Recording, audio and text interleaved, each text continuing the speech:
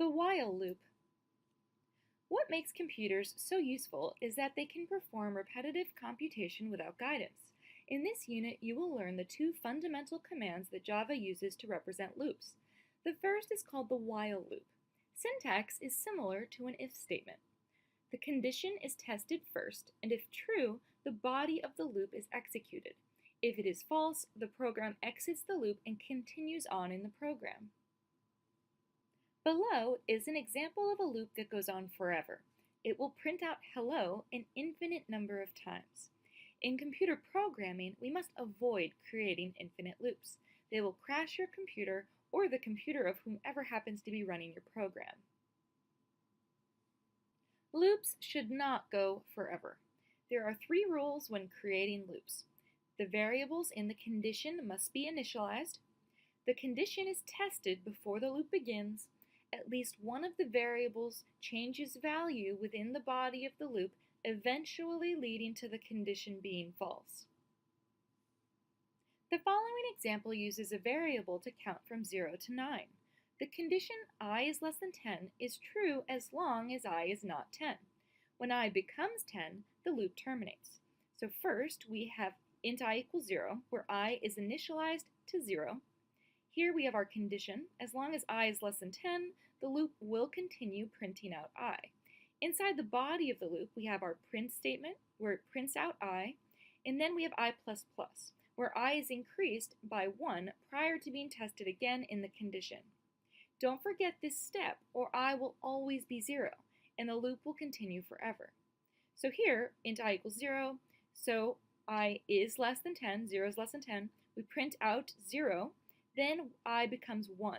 And then we return up here, the condition is tested again, 1 is less than 10, therefore we print out 1, and then I becomes 2, and so on until I becomes 10, and then we exit the loop, and the computer will continue running the next statements.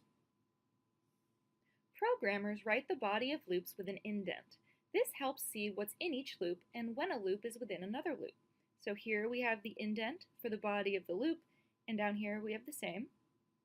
But additional spaces don't do anything in Java. For example, to Java, the following loops all work exactly the same. So this example is the same as these. There's no indents, no new lines, and it's very hard to read. So always try to stick with end-of-line formatting or new line formatting. All of these loops output the same output.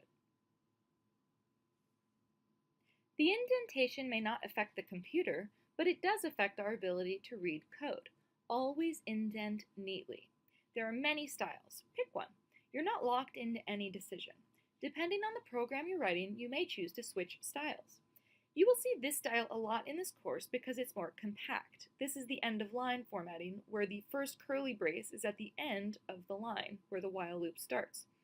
But this style, new line formatting, is easier to read, so feel free to use new line formatting. So here, the opening curly brace is on a new line underneath the while statement.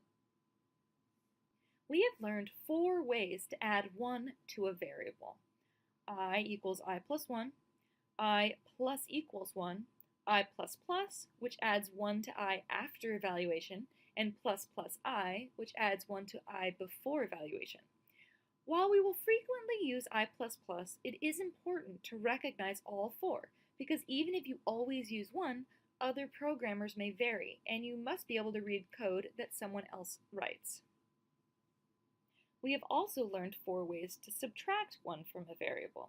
I equals I minus 1, I minus equals 1, I minus minus, which subtracts 1 from I after evaluation, and minus minus I, which subtracts 1 from I before evaluation.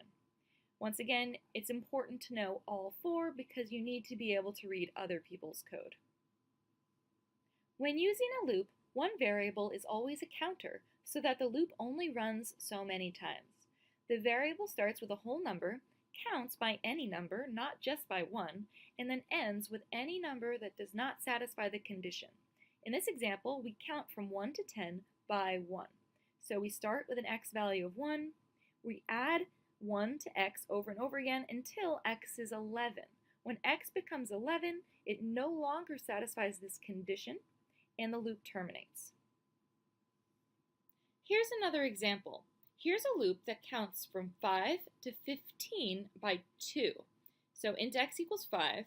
Here's our condition. While x is less than or equal to 15, we're going to print out the value of x, and then we're going to increment x by 2. So the output will look like this.